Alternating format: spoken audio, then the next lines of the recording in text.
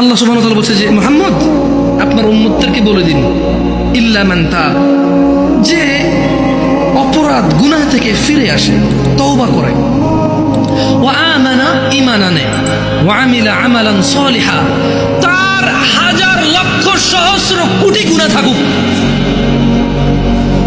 তার গুনাহ আসমানের মেঘমালা পর্যন্ত পৌঁছে যাক, এই পুরো জমিন তার একজনের গুনায় পরিপূর্ণ হয়ে যাক, ওই মহিলার গুনাহ জমিন পূর্ণ হয়ে যাক, ওই পুরুষের গুনাহ জমিন পূর্ণ হয়ে যাক।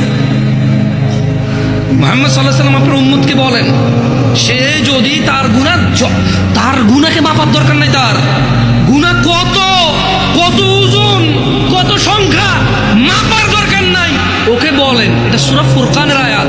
আমি কোনো হাদিস বলছি না যে আপনি জাল বলবেন, দঈফ বলবেন, মুনকার বলবেন, মওযু বলবেন, তর্ক বিতর্ক শুরু করে দেবেন।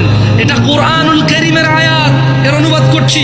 আল্লাহ বলছেন যে আপনার এই উম্মতদেরকে বলে দেন, গুনার সংখ্যাও কেন গুনছে, ও ওজন কেন করতেছে, ও বেঁচে আছে না, ও নিঃশ্বাস আছে না, ও তো মারা যায়নি, এখনো ওর জন্য তওবার দরজা খোলা আছে, ও ফিরে আসতে পারে, ও ফিরে আসতে বলেন। ও বলুক আল্লাহ যা করেছি আর করবো, তাহলে তাকে তওবা করছে, কি করছে? তওবা।